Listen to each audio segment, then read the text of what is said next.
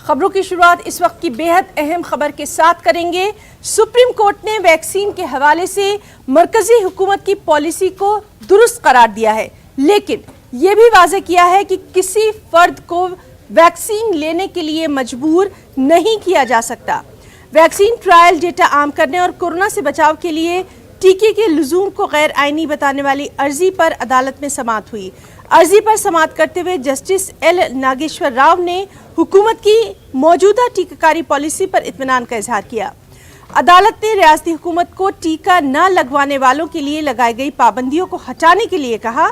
अदालत ने कहा कि हुकूमत अवाम में बेदारी लाने के लिए मुहिम चला सकती है, वबा की रोकथाम के लिए पाबंदियां आयद की जा सकती हैं, लेकिन किसी फर्द को टीका लेने या कोई खास दवा लेने के लिए मजबूर नहीं किया जा सकता।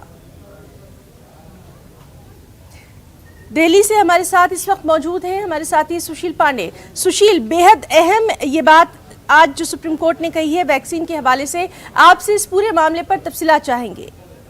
जी देखिए, वैक्सीन लगवाने की अनिवार्यता को लेकर सुप्रीम कोर्ट में एक अर्जी दाखिल की गई थी हिना, जिसपे सुप्रीम कोर्ट ने अहम आदेश जारी किया है। हालांकि सुप्रीम कोर्ट ने ये कहा है कि संविधान के मुताबिक हर व्यक्ति को अपना अधिकार है, लेकिन सरकार के द्वारा उनको वैक्सीन लगाने के लिए बाध्य नहीं किया जा सकता है। हालांकि सुप्रीम कोर्ट ने वैक्सीन पॉलिसी जो सरकार की थी उस पर कहीं ना कहीं सहमति दर्ज की है, लेकिन सुप्रीम कोर्ट ने अपने आदेश में यह भी कहा है कि जो भी फिलहाल क्लिनिकल ट्रायल बच्चों को लेकर सरकारों के द्वारा किया जा रहा है, उन तमाम क्लिनिकल ट्रायल के जो डेटा हैं उनको पब्लिश किया जाए जितनी भी जल्दी हो सके। वहीं सुप्रीम कोर्ट ने यह भी कहा है कि तमाम राज्य सरकारों के द्वारा और केंद्र सरकारों के द्वारा वैक्सीन न लगवाने को लेकर जो रिस्ट्रिक्शंस लगाए गए थे जिन जिन क्षेत्रों में, उनको समय के हिसाब से अब हटाना चाहिए, क्योंकि ये राइट टू फूड और राइट टू इक्वलिटी का आधार नहीं माना जाता है। आपको याद होगा हिना कि कुछ ऐसी भी राज्य सरकारें थी जो फिलहाल ये कह रही थी कि अगर कोई भी व्यक्ति वैक्सीन नहीं लगवाया है तो उसे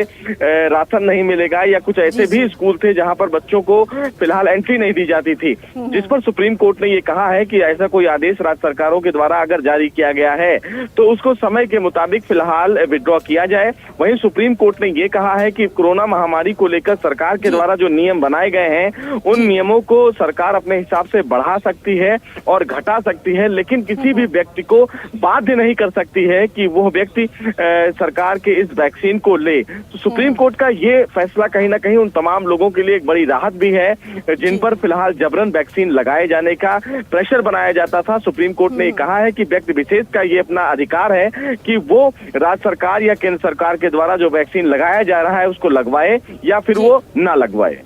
जी सुशील, बेहद अहम ये तमाम तर जानकारी हमारे नाज़रीन तक आपने पहुंचाई है। बहुत बहुत शुक्रिया आपका अदा करना चाहेंगे तमाम तर तफसीलात के लिए। और इस वक्त की अहम खबर आपको दे दें, मुसलमानों के खिलाफ इश्तियाल अंगेज तकारीर के मामले से जुड़ी ये अहम खबर है। सुप्रीम कोर्ट में अब इस मामले को 9 मई को समाअत होगी। जमीयतुल उलमा हिंद ने अर्जी दायर की थी। धर्म संसद मामले के साथ अब इस मामले की समाअत होगी।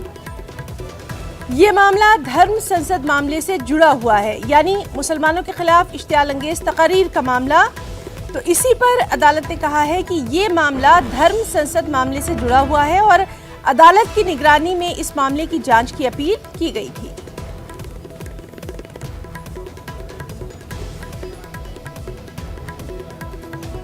तो अहम खबर, मुसलमानों के खिलाफ इश्तियाल अंगेज तकारीर के मामला, इस पर सुप्रीम कोर्ट पे 9 मई को अब समाअत होगी।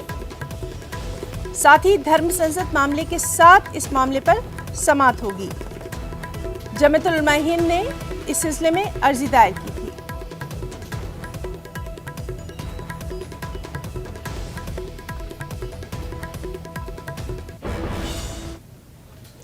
मुंबई सेशन कोर्ट राणा जोड़ी की जमानत की अर्जी पर आज फैसला सुनाएगा। गुज़िश्ता दिनों फरीकीन की जानिब से इस पर दलीलें पूरी कर ली गई हैं। इस्तिग़ासा की जानिब से राणा जोड़े की जमानत की मुखालिफत की जा रही है। पुलिस की जानिब से दाखिल की गई रिपोर्ट में कहा गया है कि नवनीत और रवि राणा के खिलाफ कई मामले दर्ज हैं। उन पर 124A की दफ़ा लगाई गई है, इसलिए उन्हें जमानत नहीं मिलनी चाहिए। उधर नवनीत राणा के वकील का दावा है कि जेल में उनके साथ अच्छा बर्ताव नहीं किया जा रहा। मुंबई से हमारे साथ मौजूद है हमारे साथी प्रशांत पांडे। प्रशांत, आपसे जानना चाहेंगे, बेहद अहम इस मामले को माना जा रहा है, कब तक होना है ये कार्रवाई? देखिए, अदालत ने समय तय कर दिया है 2:45 यानी 2:45 बजे जो है अदालत आज अपना फैसला दे देगा कि दोनों को जमानत मिलनी है कि नहीं मिलनी है। वहीं दूसरी तरफ हमने देखा है कि नवनीत राणा के जो वकील है उन्होंने भाई खल्ला सुपरिटेंडेंट को पत्र लिख करके ये कहा है कि नवनीत राणा को जो बीमारी है उसके लिए सिटी स्कैन कराना जरूरी है, लेकिन अगर सिटी स्कैन से पता चलेगा कि कौन सी दवाइयाँ कौन सा इलाज जो है उन्हें करवाना है आगे चल करके, अगर कुछ दिनों में सिटी स्कैन नहीं होता है और उनकी तबीयत और ज्यादा खराब होती है तो उसका जिम्मेदार सुपरिटेंडेंट होगा, क्योंकि उनकी बिना इजाजत के नहीं सारी चीजें पॉसिबल है। तो एक तरफ नवनीत राणा ने अपनी तबीयत का हवाला भी दिया है, दूसरी तरफ हम देख रहे हैं कि आज अदालत 2:45 बजे दोनों की जमानत अर्जी पर सुनवाई करेगी। वहीं तीसरी सबसे अहम बात मैं आपको बताऊं कि अगर आज इन्हें जमानत मिल भी जाती है तो जो कागजी कार्रवाई होती है वो होने तक अगर शाम के 5 बजे के बाद पूरी होती है तो आज की रात भी दोनों को अदालत हवालात में ही जो है अपना दिन रात निकालना होगा। और वहीं दूसरी जी प्रशांत, तो इस मामले पर लगातार आपसे अपडेट लेते रहेंगे। बहुत बहुत शुक्रिया आपका तमाम तर तफसीलात के लिए। अहम खबर, महाराष्ट्र के वजीर दाखिला ने एक मीटिंग तलब की है। राज ठाकरे के प्रोग्राम के बाद मीटिंग तलब की गई है। दिलीप वळसे पाटील रियासत के सीनियर पुलिस ऑफिसर्स के साथ मीटिंग करेंगे और आज रात दिलीप वळसे पाटील की रिहाइशगाह पर यह मीटिंग मुनक्किद की जाएगी।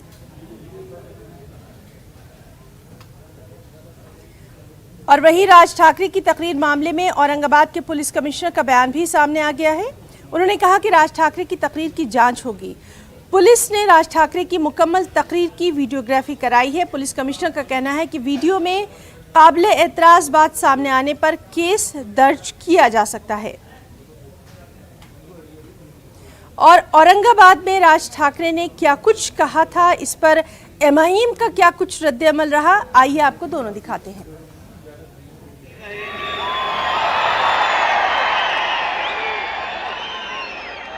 त्यांच्या सणामध्ये मला कुठच्याही प्रकारचं विष घालवायचं नाही, 4 तारखेपासून ऐकणार नाही।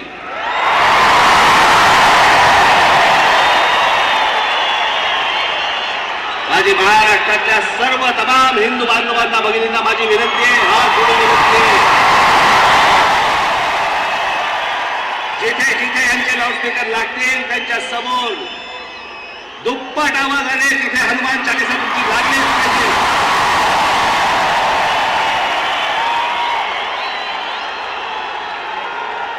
विनंती करून जर समजत नसेल तर आमच्या समोर दुसरा पर्याय उरत नाही। लाउडस्पीकर तुमच्या धर्मामध्ये बसत नाही।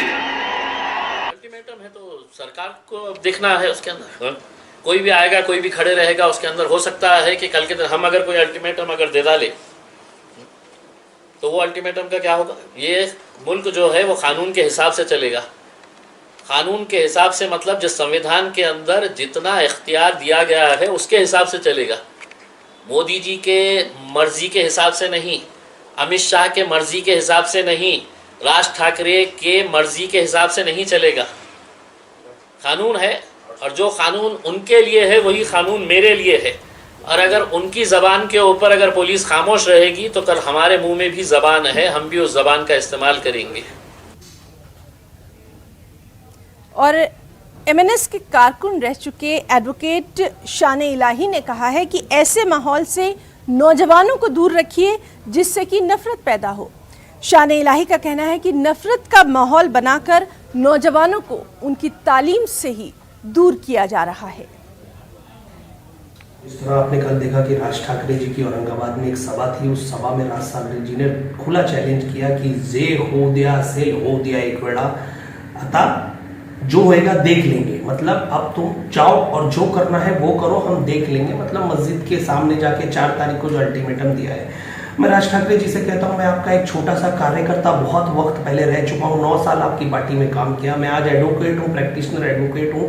हाथ जोड़ के निवेदन करता हूं सर, आप इनके हाथ में डंडे और तलवार नहीं, इनके हाथ में सर रोजगार दीजिए, व्यवसाय दीजिए सर, व्यवसाय करने के तरीका बताइए। आपकी पार्टी अगर आप इतने बड़े नेता होना चाहते हैं तो सर आप कारोबार दीजिए इनको, लेकिन दंगे लाठी तलवार इससे किसी का पेट नहीं भरता, आम नागरिक मरता है, आम नागरिक को भुगतना पड़ता है। 2 साल हम कोरोना वायरस में रस्तों पर मर रहे थे, तड़प तड़प के, कोई आगे नहीं आ रहा था सर। यही लोग, ये जो आज जिन्हें आप कह रहे हो, यही लोग, इनके बच्चे आप लोगों के घर आके, आप जो लोगों की बॉडियां जो हाथ लगाने से डर रहे थे, अंतिम दाह भी करके दे रहे थे, कब्रिस्तान भी ले जा रहे थे, चर्च भी ले जा रहे थे, मतलब बहुत सारी मददें की सर। मैं ये नहीं कहता कि कोई हिंदू गलत है, मुसलमान गलत है, सब एक है सर। हम भाई भाई हैं महाराष्ट्र में, हम शांति चाहते हैं और ना हम शांति अमन चाहते हैं सर। हम ये चाहते हैं मंदिर में आप हनुमान चालीसा भी कीजिए, गीता का पाठ भी कीजिए, हमें कोई आपत्ति नहीं है सर। किसी के घर के आगे आप जाके कुछ करोगे तो सर किसी को परेशानी होगी, तकलीफ होगी और 2 समाज एक आपस में भिड़ेंगे तो सर,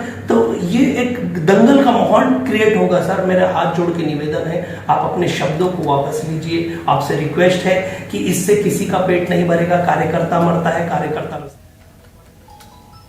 और एनसीपी कारकुन फहमीदा हसन ने एक वीडियो जारी करके एमएनएस सरबराह राज ठाकरे को जवाब दिया है।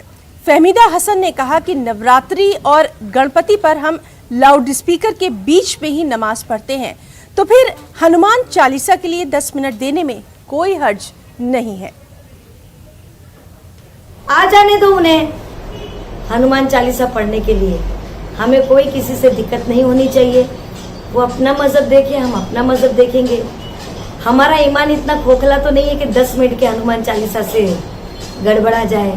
जब नवरात्रि और गणपति के एक गली के अंदर 10-10 मंडपों के डीजे के अंदर, शोर के अंदर, अगर जब हम ईशा की नमाज अदा कर सकते हैं तो उसके सामने 5 टाइम 10 मिनट का हनुमान चालीसा कुछ भी नहीं है। और बहुत अच्छी बात है कि हमारे अल्लाह, उनके हनुमान जी, इनके गॉड सब मिलके हमारे हिंदुस्तान की रक्षा करेंगे। लेकिन एक बात समझ लीजिए, आज मोदी जी ने इन लोगों को छोड़ के वापस 3-4 दिन दुनिया के दौरे पे चले गए हैं।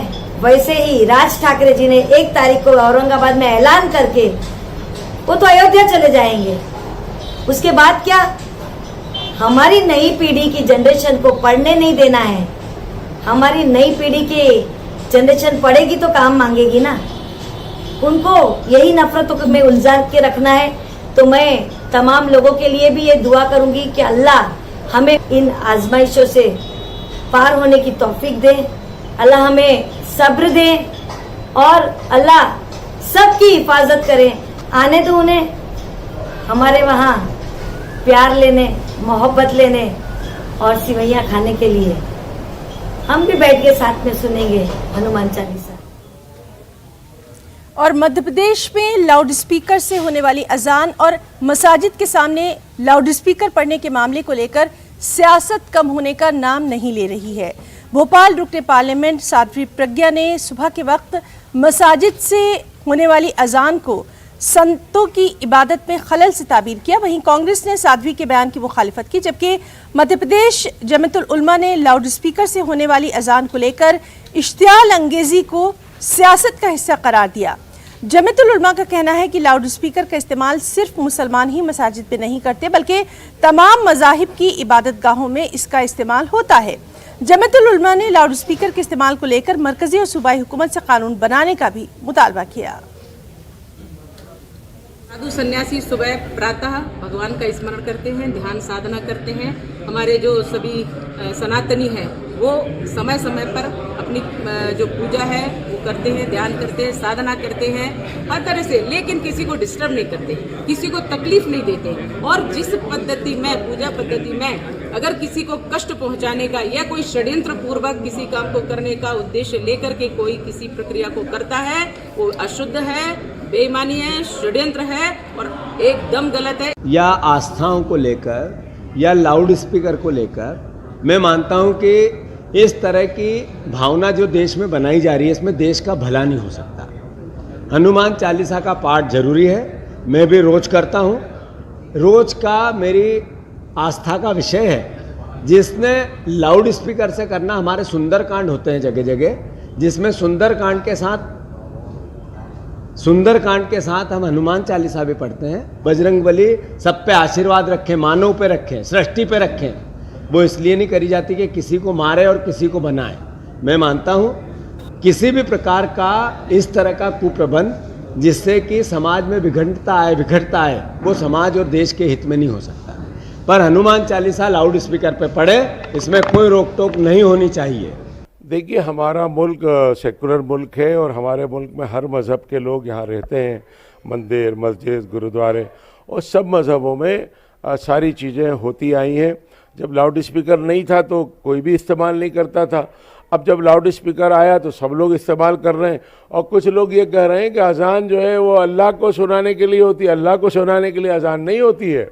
अल्लाह के बंदों को मस्जिद में नमाज के लिए बुलाने के लिए होती है। जिस तरह मंदिरों में भी घंटा बजाया जाता है तो वो मंदिर में घंटा पूजा के लिए लोगों को बुलाने की दावत देने के लिए होता है, या संग बजाया जाता है।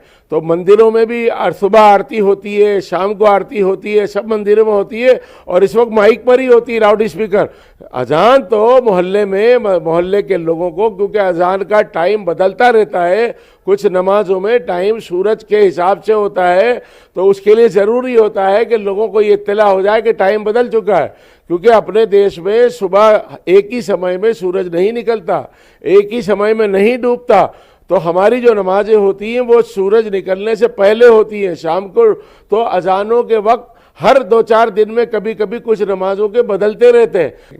लेकिन एक जिद करके जो है मस्जिद के आगे ढोल बजाना, नमाजियों को परेशान करना, तो फिर ये तो तशद्दुद का रास्ता है, लड़ाई के रास्ते की तरफ लोगों को ले जाना चाहते हैं। तो मैं चाहता हूँ सरकारों को जो है ऐसे लोगों के ऊपर लगाम लगाना चाहिए जो तशद्दुद फैलाना चाहते हैं या जिद करना चाहते हैं।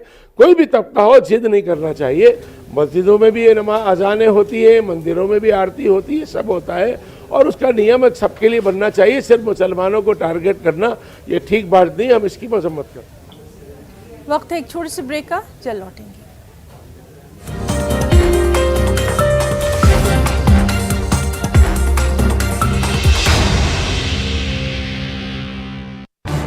इस न्यूज हेडलाइंस के प्रायोजक पेट सफा आयुर्वेदिक चूर्ण। पेट सफा, हर रोग दफा।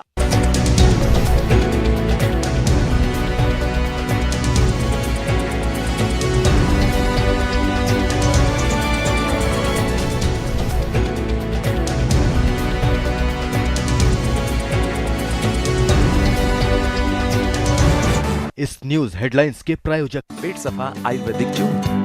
पेट सफा, हर रोग दफा।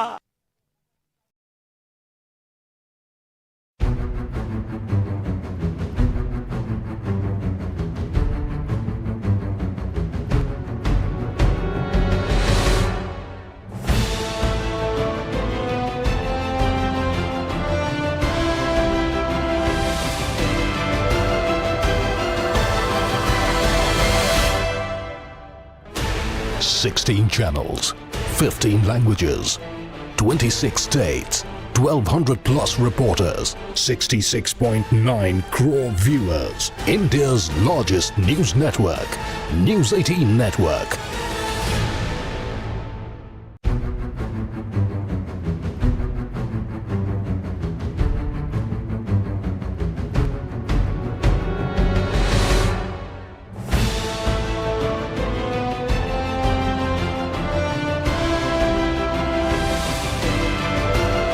प्रायोजक पेट सफा आयुर्वेदिक चूर्ण। पेट सफा, हर रोग दफा।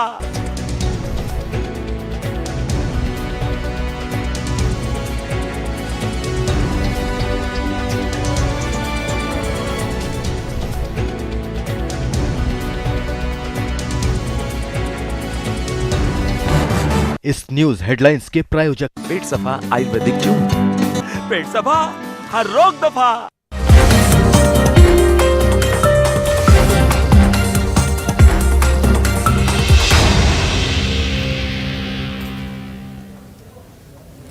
और एक और अहम खबर, एसटीसी हुम्हामा बडगाम में बीएसएफ का पासिंग आउट परेड मुनक्किद हुआ। 469 जवानों ने पासिंग आउट परेड में हिस्सा लिया। 44 हफ्तों की सख्त ट्रेनिंग के बाद ये जवान मुल्क की सरहदों की हिफाजत करने के लिए तैयार है। न्यूज़ 18 उर्दू से बात करते हुए इन जवानों ने काफ़ी खुशी और इत्मीनान का इजहार किया। इनका कहना है कि बीएसएफ में भर्ती होना इनका एक ख्वाब था, ये ख्वाब पूरा होने से वो काफ़ी खुश हैं। इनका ये भी कहना है कि फौज या बीएसएफ में भर्ती होने से बेरोजगारी के मसले पर भी काफी हद तक काबू पाया जा सकता है। जमीर जी, मुझे बताइए किस तरह की ट्रेनिंग रही और कितने हफ्तों की ये ट्रेनिंग रही और आज कैसा फील हो रहा है? जी सर, 44 वीक के कठिन प्रशिक्षण में सर बहुत अच्छा दौर रहा सर, और आज बहुत अच्छा गर्व फील कर रहे हैं सर। ट्रेनिंग के बाद आज एक जिम्मेदार सिपाही बन जाएंगे सर। अभी तक नवारक्षक थे सर, और हमारे कंधों पर बोझ आ जाएगा सर, तो इसमें सर बहुत गर्व फील कर रहे हैं सर। और यहाँ के युवाओं को और अगली पीढ़ी को मैं यही कहूँगा सर कि अपने देश के प्रति और एक जिम्मेदार नागरिक बन के देश के लिए रक्षा करें। और हम आपको एक बात दिखाना चाहते हैं, यहाँ पे जश्न का माहौल है। मेरे पीछे आप देखते हैं, मैं कैमरामैन से रिक्वेस्ट करूंगा ये पहले ये जश्न दिखाए।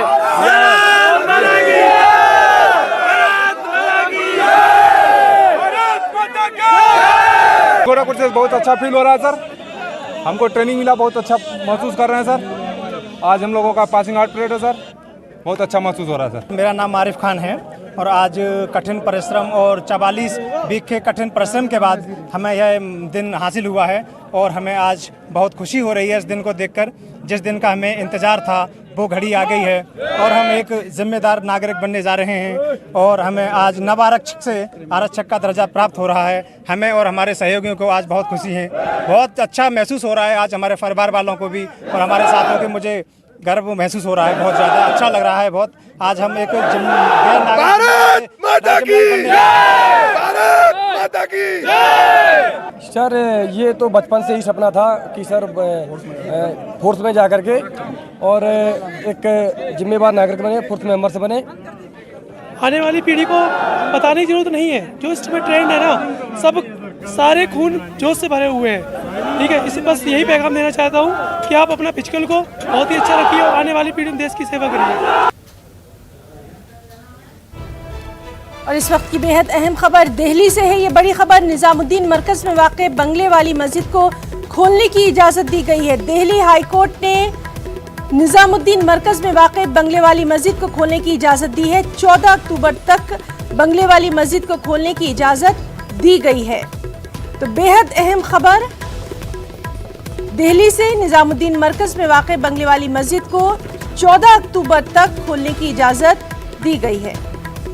सीधे रुख करेंगे हमारे साथी सुशील पांडे का। सुशील, बेहद अहम खबर, क्या कुछ इसमें कहा गया है दिल्ली हाई कोर्ट की तरफ से? जी देखिए, फिलहाल जो निजामुद्दीन स्थित बंगले वाली मस्जिद है उसको फिलहाल 14 अक्टूबर तक खोलने की इजाजत दिल्ली हाई कोर्ट के द्वारा दे दी गई है। हालांकि ईद को लेकर एक बड़ी राहत फिलहाल जरूर है, क्योंकि अब ईद की जो नमाज है उसको लेकर तमाम लोगों को एक बड़ी राहत मिली है, क्योंकि अब निजामुद्दीन मरकज में जो बंगले वाली मस्जिद है उसको फिलहाल 14 अक्टूबर तक खोला जाएगा। यानी कि ईद की जो नमाज है वो फिलहाल निजामुद्दीन मरकज में अता की जा सकती है। एक बड़ी राहत और बड़ी खबर है फिलहाल दिल्ली हाई कोर्ट से। हालांकि दिल्ली हाई कोर्ट ने उन तमाम नियमों को ही कंटिन्यू रखा है जिसमें पिछली सुनवाई के दौरान दिल्ली हाई कोर्ट ने कहा था कि तमाम जो फिलहाल सीसीटीवी हैं उनको प्रिजर्व रखा जाएगा, और जो लोग निजामुद्दीन मरकज में जाएंगे उनके रिकॉर्ड को भी फिलहाल रजिस्टर में डाउनलोड किया जाएगा। तो इन तमाम चीजों की तमाम तरीके से जो नियम है उनको कंटिन्यू रखा है। लेकिन एक बड़ी राहत जरूर दी है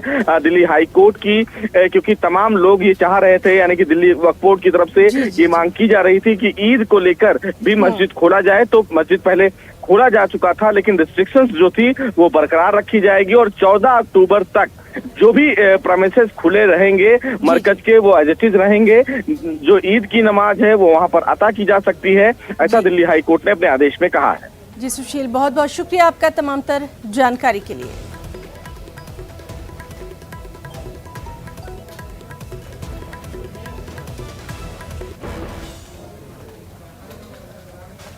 प्रशांत किशोर सियासी मैदान में उतर सकते हैं, उनके ताज़ा ट्वीट से तो यही इशारे मिलते हैं।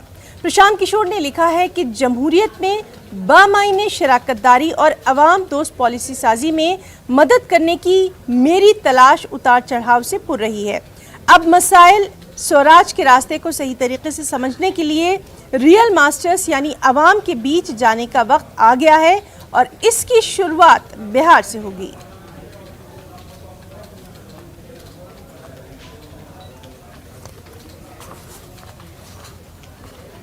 तो खबरों में आज के लिए फिलहाल इतना ही। आदाब।